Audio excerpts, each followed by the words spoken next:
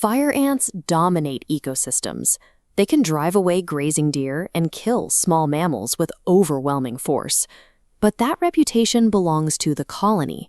If you were born as an individual fire ant worker, your existence is a brutal, unfeeling nightmare on a strict 5-week timer. The countdown starts before you even finish hatching. You have exactly 30 seconds to emit a chemical coating that perfectly matches the rest of the colony. If your chemistry is even slightly off, the same workers who pulled you from your egg will instantly carry you to the refuse pile. There is no second check. You just get thrown on the pile. Assuming you survive your first minute, your physical destiny has already been decided by the workers rationing the food. The queen only lays generic eggs.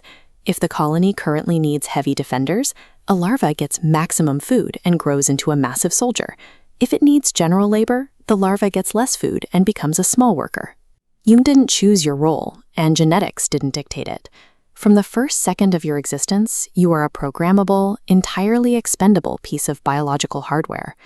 Your first 3 weeks are spent entirely in the dark. For 14 hours at a stretch, you walk the same tunnels, licking and feeding younger larvae and dragging the dead ones to the refuse chamber. Then, soil shifts and a passage partially collapses. The workers ahead of you take a detour that adds 4 minutes to the trip, but you push into the gap anyway, squeezing your body through sideways and emerge on the main passage ahead of the pack. You shaved 4 minutes off the route, but there is no reward for this efficiency. No signal acknowledges your discovery. Instead, the chemical markers you left behind instantly update the colony's systemic routing. Within minutes, all traffic is forced through the new gap. Because you proved you can navigate new routes, your assignment automatically changes. You are pushed out of the nursery and sent to the surface as a forager. Inside a superorganism, individual ingenuity is never recognized. It is immediately extracted by the hive mind and converted into a higher-risk assignment in the open air. Welcome to Week 4. The outside world is massive, hot, and completely overwhelming. You navigate it entirely by reading an invisible highway of trail pheromones laid by the workers who came before you. The routine breaks when a heavy rhythm vibrates through the soil. The ceiling cracks open, light floods the tunnel, and an alarm pheromone instantly saturates the air.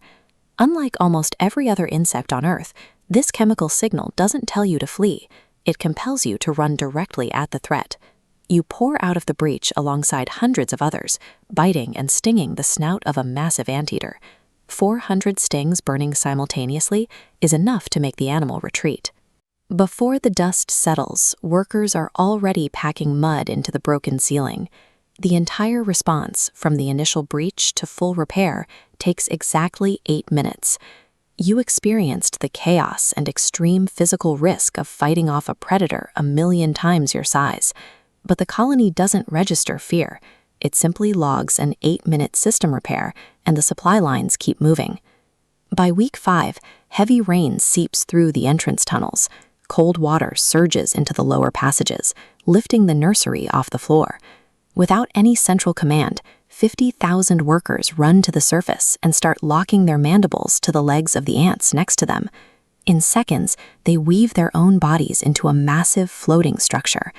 You are shoved to the outer edge of this raft, plunging below the waterline.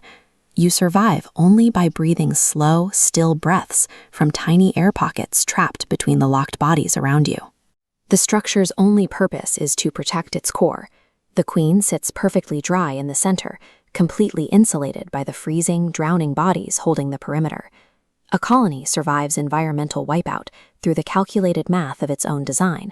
It uses its living citizens as disposable, drowning pontoons. Hours later, the raft catches on a dry root. The moment the ants reach solid ground, the structure dissolves. Foragers start running routes, and workers start digging new chambers without a single pause for recovery. But the deep cold from the water has taken its toll. 3 days after the flood, your middle legs slow down. Then your back legs start to drag. Mid-stride, carrying a piece of food down the trail, your fuel simply runs out, and your legs fail completely. The traffic on the trail doesn't stop. A few minutes later, another worker picks you up and carries you straight into the refuse pile, the exact same pile you narrowly avoided at birth. Your death creates a microscopic absence in the tunnels, but the queen is busy laying 1,500 new eggs a day to fill the gaps. The colony doesn't track you as an individual. It measures the overall chemical pressure in the tunnels. When you and the other outer edge raft workers die, the density drops. That drop instantly triggers the nursery to ramp up egg production, rebalancing the system perfectly. The terrifying invincibility of a fire ant superorganism is built entirely on this brutal mathematics. It doesn't dominate ecosystems despite the short disposable lives of its workers. It is functionally immortal precisely because it assigns absolutely zero value to the individual.